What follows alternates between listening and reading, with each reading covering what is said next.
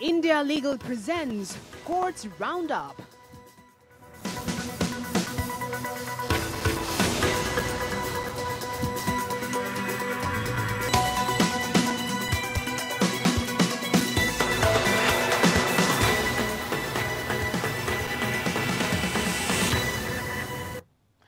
नमस्कार, courts roundup में स्वागत है आपका और मैं हूं आपके साथ नेहा दुबे। इस बुलेटिन में अगले आधे घंटे आपको कोर्ट से जुड़ी तमाम छोटी बड़ी खबरों से करवाएंगे रूबरू। कोर्ट की कार्रवाई और सुप्रीम कोर्ट से लेकर हाई कोर्ट और लोअर कोर्ट तक के फैसलों को रखेंगे आपके सामने। आगे बढ़ने से पहले एक नजर हेडलाइंस पर। चयन सूची को नजरअंदाज कर प्रतीक्षा सूची से एनसीएलटी और आईटीएटी में नियुक्तियां करने पर केंद्र से नाराज सुप्रीम कोर्ट। कहा 2 हफ्ते में नियुक्तियां नहीं करने का कारण बताए, करे हलफनामा दाखिल।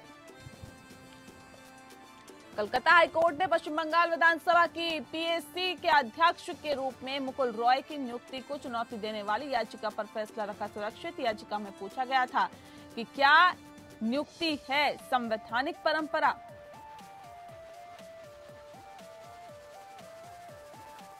सुप्रीम कोर्ट ने कहा पति या पत्नी के खिलाफ लगातार आरोप और मुकदमेबाजी है क्रूरता के समान। ऑफिस में पति की बेइज्जती को मानसिक क्रूरता मानकर दी डिवोर्स की इजाजत। पति की बेवफाई साबित करने के लिए केरल उच्च न्यायालय ने बच्चे के डीएनए परीक्षण की दी अनुमति। पति ने की थी डिवोर्स की अपील।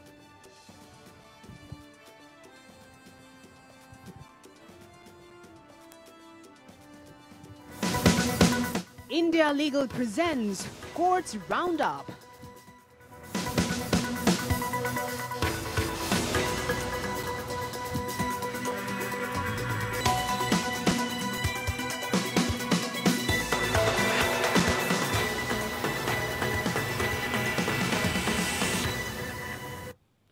सुप्रीम कोर्ट ने मंगलवार को ट्रिब्यूनल में रिक्तियों को भरने से संबंधित मामले में केंद्र सरकार की आलोचना जारी रखी। प्रधान न्यायाधीश एन वी रमन्ना, न्यायमूर्ति डीवाई चंद्रचूड़ और न्यायमूर्ति एल नागेश्वर राव की एक विशेष पीठ ने हाल ही में राष्ट्रीय कंपनी कानून न्यायाधिकरण एनसीएलटी और आयकर अपीलीय न्यायाधिकरण आईटीएटी में नियुक्तियों के तरीके के लिए सरकार से नाखुशी व्यक्त की है। दरअसल पीठ ने कहा कि केंद्र ने खोज से चयन समिति द्वारा तैयार की गई चयन सूची में से कुछ नामों को चेरी पिक किया है और चयन सूची में नामों की अनदेखी करते हुए प्रतीक्षा सूची से कुछ नाम उठाए हैं, जो कि दुर्भाग्यपूर्ण है।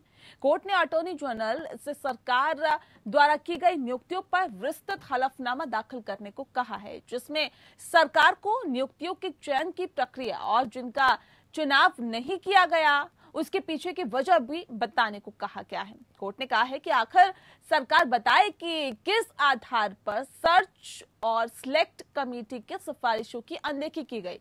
कोर्ट ट्रिब्यूनल रिफॉर्म्स एक्ट को चुनौती देने वाली पूर्व केंद्रीय मंत्री जयराम रमेश की याचिका पर सुनवाई कर रही थी।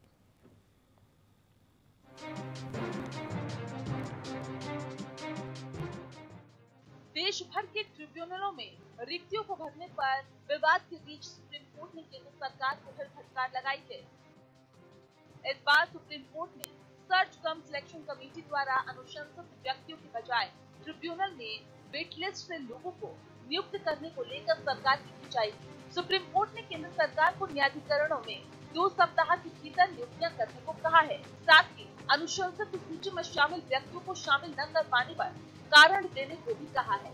सुप्रीम कोर्ट ने कहा कि जब कमेटी ने चिन्हित लोगों की लिस्ट तैयार कर सिफारिश कर दी थी, तो फिर वेट लिस्ट में शामिल लोगों को ट्रिब्यूनल में क्यों नियुक्त किया गया। कोर्ट ने कहा कि ऐसा लगता है कि मन मुताबिक लोगों की नियुक्ति की गई।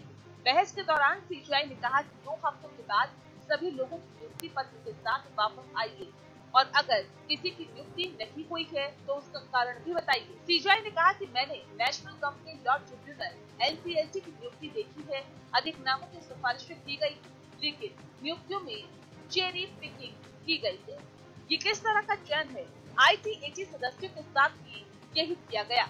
इस पर अटॉर्नी जनरल ने कहा कि सरकार कुछ सिफारिशों का पालन नहीं करने की हकदार है, लेकिन जस्टिस एल नागेश्वर राव ने उस पर आपत्ति जताई और पूछा कि अगर सरकार अपनी मर्जी से अंतिम निर्णय लेने जा रही है तो चयन समिति की पवित्रता क्या रह गई है। सीजेआई एनवी रमन्ना ने कहा कि जिस तरह के फैसले लिए जा रही है उससे हम बहुत नाखुश हैं।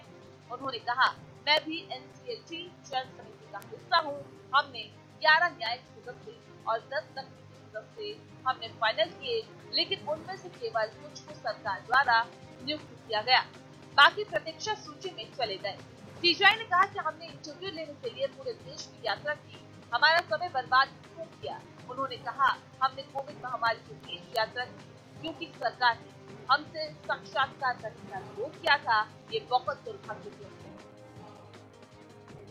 प्रधान न्यायाधीश एनवी रमन्ना और न्यायमूर्ति डीवाई चंद्रचूड़ की अध्यक्षता वाली पीठ ने देश भर में ट्रिब्यूनल के रिक्त पदों को लेकर नाराजगी व्यक्त की और कहा कि स्थिति दयनीय है। हालांकि अटॉर्नी जनरल के वेणुगोपाल ने पीठ को आश्वासन दिया कि केंद्र 2 सप्ताह में ट्रिब्यूनल चयन समिति द्वारा अनुशंसित व्यक्तित्व सूची से नियुक्तियां करेगा। बता दें कि विभिन्न प्रमुख न्यायाधिकरणों और अपीलीय न्यायाधिकरणों में लगभग 250 पद खाली पड़े हैं। शीर्ष अदालत ट्रिब्यूनल में व्यक्तियों और अर्ध न्यायिक निकायों को नियंत्रित करने वाले नए कानून के मुद्दे पर याचिकाओं पर सुनवाई कर रही थी। पिछली सुनवाई में भी सुप्रीम कोर्ट ने ट्रिब्यूनल में रिक्तियों को लेकर सरकार को फटकार लगाई थी।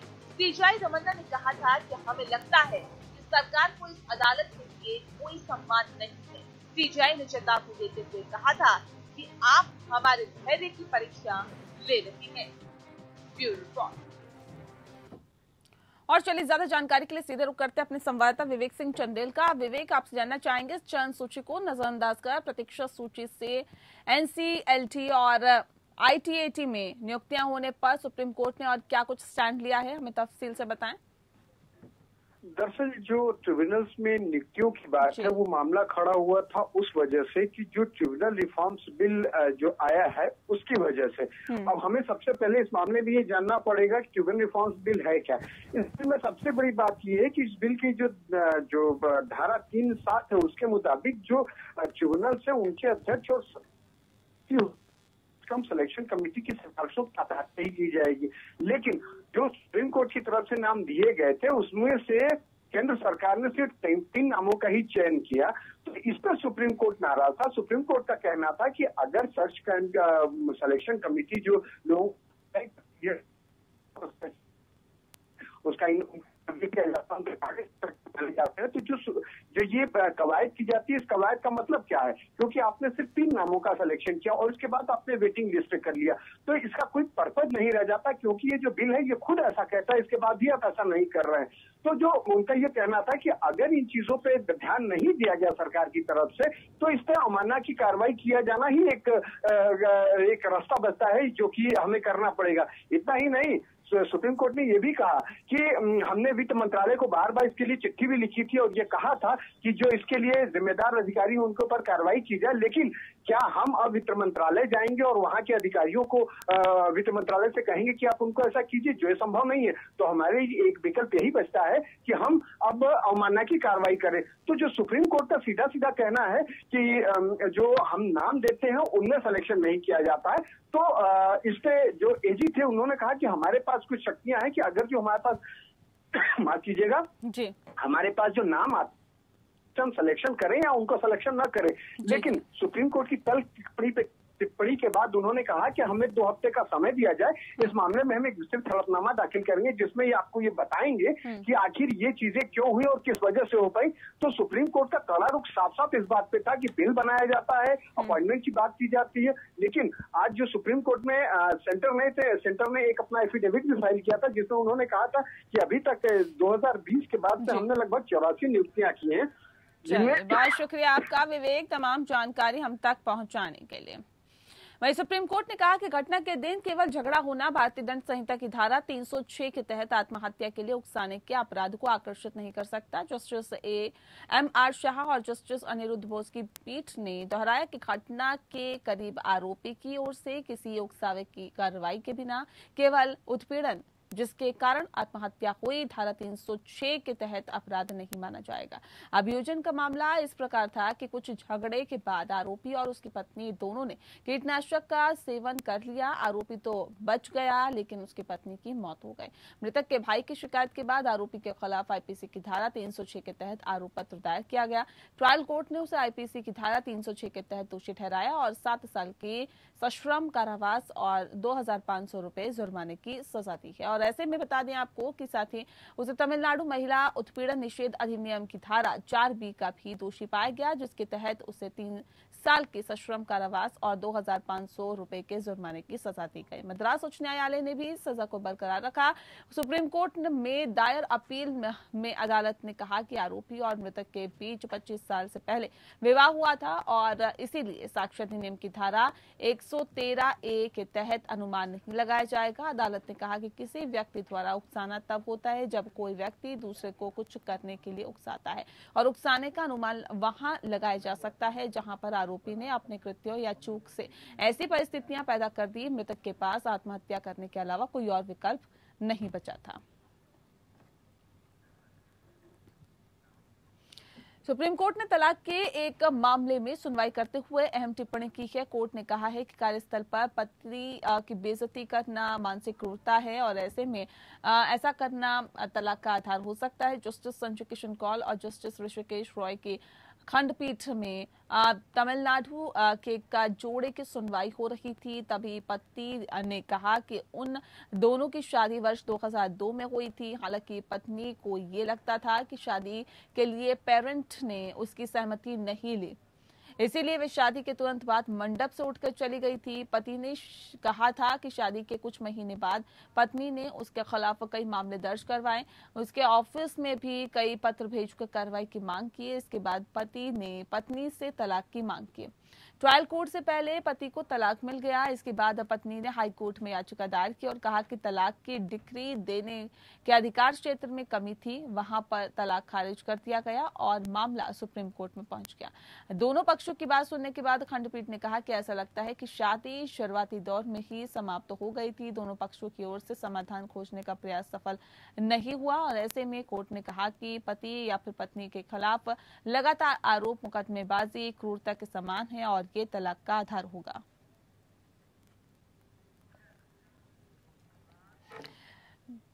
दिल्ली हाईकोर्ट ने जंतर मंतर पर कथित भड़काऊ और मुस्लिम विरोधी नारेबाजी के मामले में आरोपी प्रीत सिंह की नियमित जमानत याचिका पर बुधवार को आदेश सुरक्षित रख लिया। न्यायमूर्ति मुक्ता गुप्ता ने अभियोजन पक्ष की ओर से पेश हुए आरोपी सिंह और तरंग श्रीवास्तव की ओर से पेश अधिवक्ता विष्णु शंकर जैन को सुनने के बाद आदेश सुरक्षित रख लिया।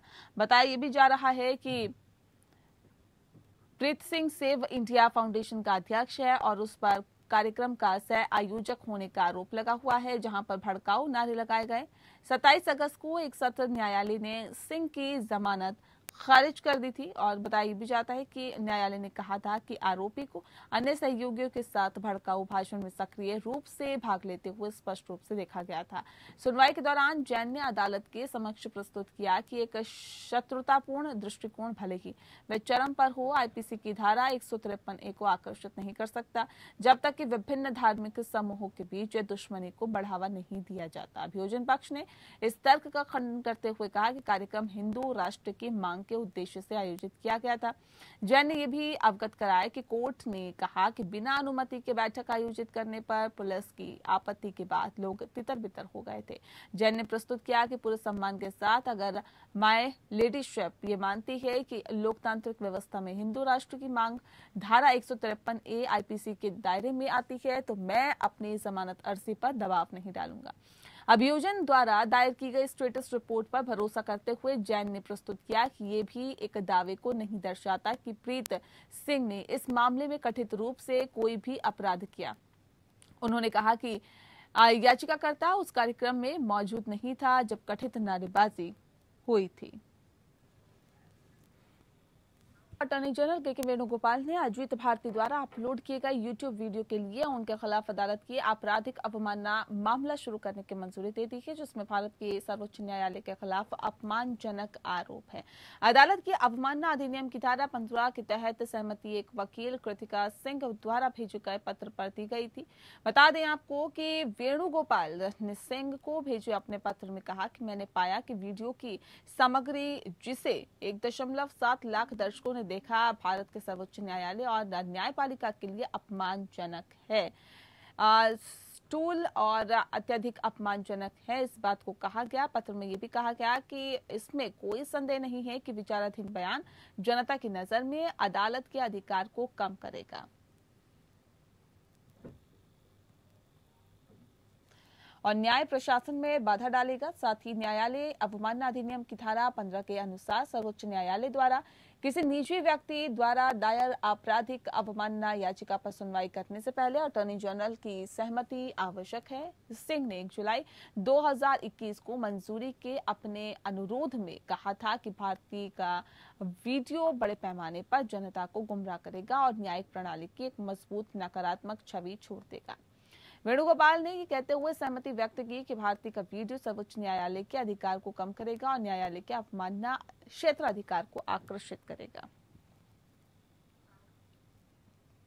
कलकत्ता हाईकोर्ट ने पश्चिम बंगाल विधानसभा की लोक लेखा समिति या पीएसी के अध्यक्ष के रूप में टीएमसी विधायक मुकुल रॉय की नियुक्ति को चुनौती देने वाली भाजपा विधायक अंबिका रॉय की याचिका पर फैसला सुरक्षित रख लिया है। पिछले कुछ दिनों में न्यायालय ने इस मुद्दे से संबंधित पक्षों की व्यापक दलीलें सुनी कि क्या विपक्ष के किसी सदस्य को पीएसी अध्यक्ष के रूप में नियुक्त करना एक संवैधानिक परंपरा है। 9 जुलाई को पश्चिम बंगाल विधानसभा के अध्यक्ष द्वारा वर्ष 2021 से 22 के लिए मुकुल रॉय को पीएसी का अध्यक्ष नियुक्त किया गया था। अदालत के समक्ष दायर याचिका में कहा गया कि 11 जून को भाजपा से आधिकारिक रूप से इस्तीफा दिए बिना या फिर कृष्णानगर उत्तर निर्वाचन क्षेत्र के विधायक के रूप में मुकुल रॉय 11 जून 2021 को टीएमसी पार्टी में शामिल हो गए। सुनवाई की अंतिम तिथि पर पूर्व महाधिवक्ता किशोर दत्ता ने न्यायालय के समक्ष प्रस्तुत किया था कि वर्तमान कार्रवाई संविधान के अनुच्छेद 212 के तहत प्रतिबंधित होने के कारण संबंधित मामले की न्यायिक समीक्षा नहीं की जा सकती है। साथ ही कार्यवाहक मुख्य न्यायाधीश राजेश बिंदल और न्यायमूर्ति राजश्री भारद्वाज की पीठ ने मंगलवार को भाजपा विधायक अंबिका रॉय की ओर से वरिष्ठ अधिवक्ता सीएस वैद्यनाथन की दलीलें सुनी।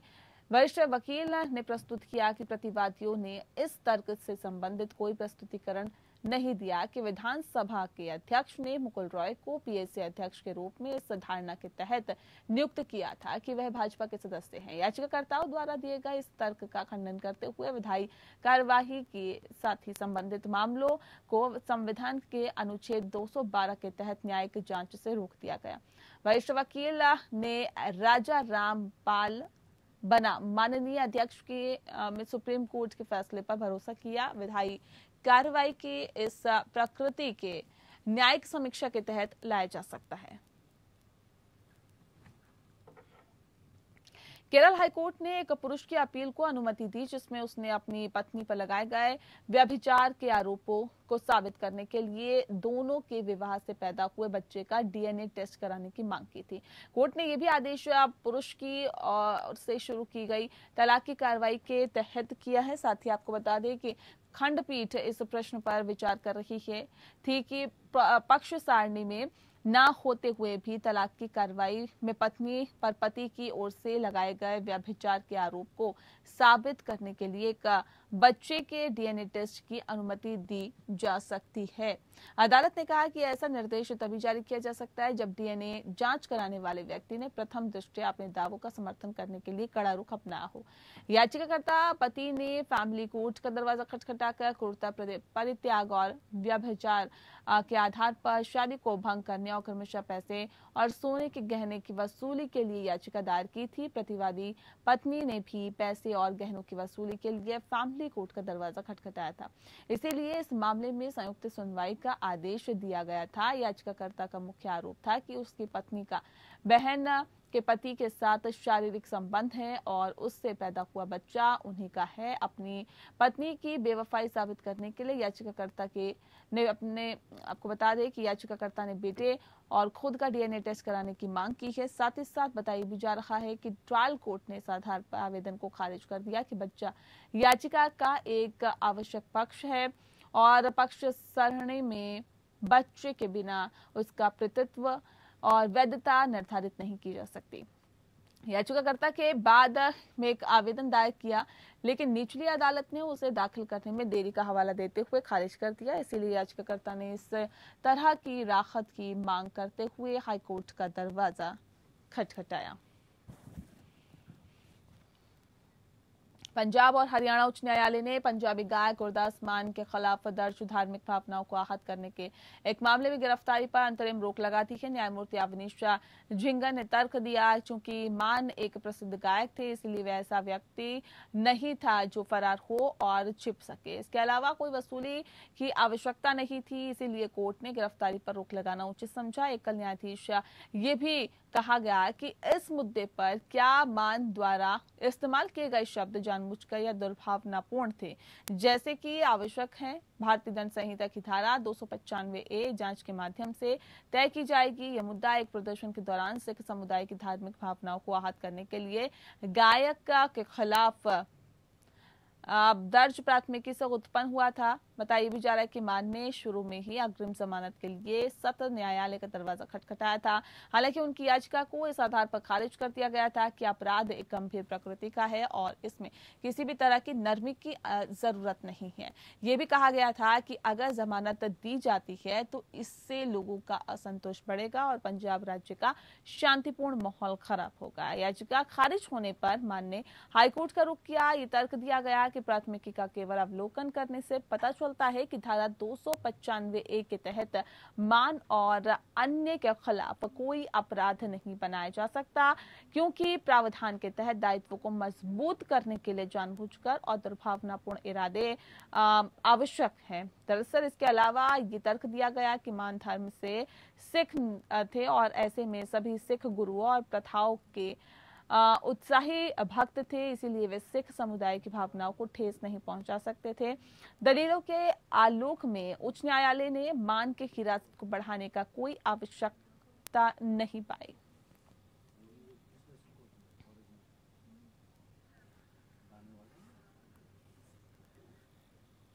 वहीं इलाहाबाद हाईकोर्ट ने उत्तर प्रदेश के पुलिस महानिदेशक और एसआईटी टीम के सदस्यों से कल 16 वर्षीय लड़की की मौत के मामले में जांच में पुलिस अधिकारियों की निष्क्रियता को स्पष्ट करने को कहा है। दरअसल लड़की मैनपुरी में वर्ष 2019 में अपने स्कूल में फांसी पर लटकी हुई पाई गई थी। बताया भी जा रहा है कि मंगलवार को जारी निर्देश के अनुसार डीजीपी बुधवार को अदालत के समक्ष उपस्थित हुए। मामले में अदालत द्वारा दिखाई गई गंभीरता और जांच के तरीकों के साथ साथ दोषी पुलिस अधिकारियों के खिलाफ निर्देश के बावजूद कोई कार्रवाई नहीं की गई है, बल्कि मामले की संवेदनशीलता को देखते हुए भी मामले की जानकारी पुलिस महानिदेशक उत्तर प्रदेश को नहीं दी जा रही है। संबंधित अधिकारियों से स्पष्टीकरण मांगने वाला पहला मामला है और पीठ ने अधिकारियों से ये स्पष्ट करने को कहा कि मैनपुरी के तत्कालीन पुलिस अधीक्षक के खिलाफ अनुशासनात्मक कार्रवाई लगभग 6 महीने पहले उनकी सेवानिवृत्ति से पहले क्यों नहीं पूरी की जा सकी। कोर्ट को सहायता प्रदान करने के लिए याचिकाकर्ता की ओर से वरिष्ठ अधिवक्ता अमरिंदर नाथ सिंह को भी पेश होने को कहा गया है। मामला मैनपुरी के एक 16 वर्षीय लड़की से संबंधित है जिसे उसके स्कूल में फांसी पर लटका पाया गया था। हालांकि पुलिस ने शुरू में दावा किया कि आत्महत्या का मामला है। दूसरी ओर 16 वर्ष की मां ने आरोप लगाया था कि उसे परेशान किया गया, पीटा गया और मारपीट भी उसके साथ की गई थी। उसके बाद उसे फांसी पर लटका दिया गया था और ऐसे में 24 अगस्त 2021 को न्यायालय के निर्देश के अनुसरण में एसआईटी के सदस्य केस डायरी के साथ ही कल न्यायालय के समक्ष उपस्थित हुए। ये देखते हुए कि एसआईटी टीम स्वतंत्र रूप से मामले की जांच नहीं कर सकती है, अदालत ने डीजीपी को एसआईटी टीम के सदस्यों के साथ उसके सामने उपस्थित रहने का निर्देश भी दिया था।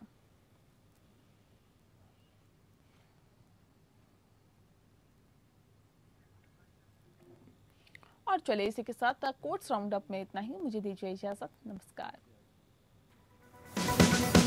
India Legal presents Courts Roundup.